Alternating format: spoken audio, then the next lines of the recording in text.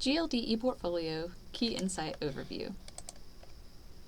The Key Insight section of the ePortfolio is responsible for half of all possible rubric points, elements 4 through 9. This means that most of your time drafting will likely be dedicated to the Key Insight section. As a reminder, the ePortfolio requires 3 key insights for bachelor's and PharmD level students, and 2 key insights for associate's level students. Key insight essays are averaged out to reach a common score on each rubric item in this section. Each key insight typically tends to be around 2 to 3 pages double-spaced, but there's no formal minimum or maximum. What is a key insight? Key insight essays illustrate and explore the connection point between what you've experienced outside of the classroom and what you've learned inside of the classroom. This process is also known as integrative learning.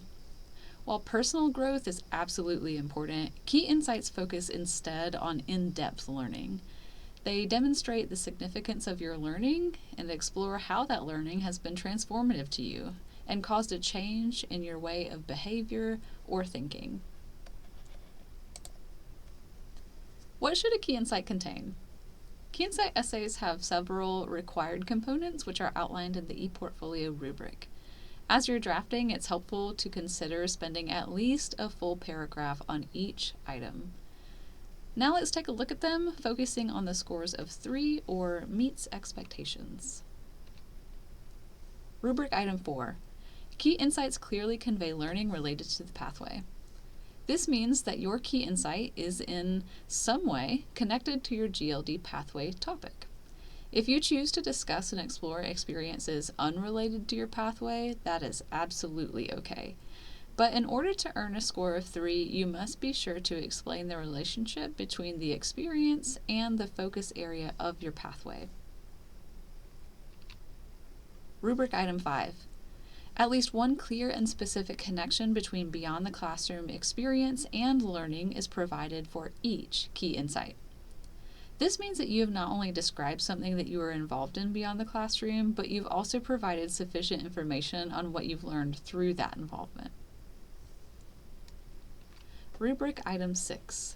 Concepts, theories, or frameworks are appropriate to the academic experience or pathway and are related to each key insight. At least one clear and specific connection between within the classroom experience and learning is provided for each key insight.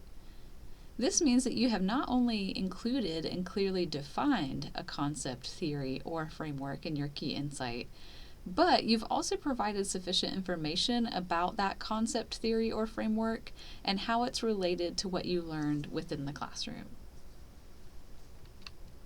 Rubric Item 7. Key insights make connections that are drawn from more than one experience, field of study, or perspective, and clearly explain how the elements relate to one another in ways that are logical and well thought out.